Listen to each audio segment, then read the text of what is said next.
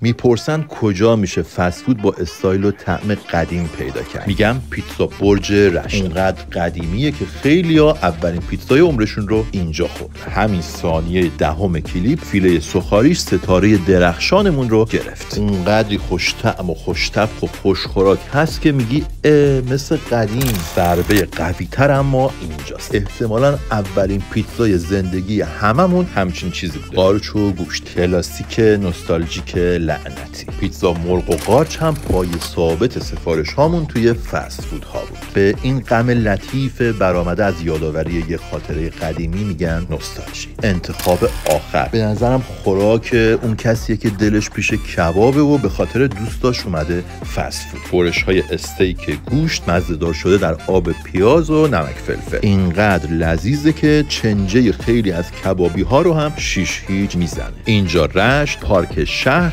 استراحه لامپ سازی، کافه رستوران برج. انتخاب و پیشنهادی قابل تکیه به اونها که هنوز طعم‌های طلایی فست فودهای نسل قدیم رو دوست دارن و فراموش نکردن.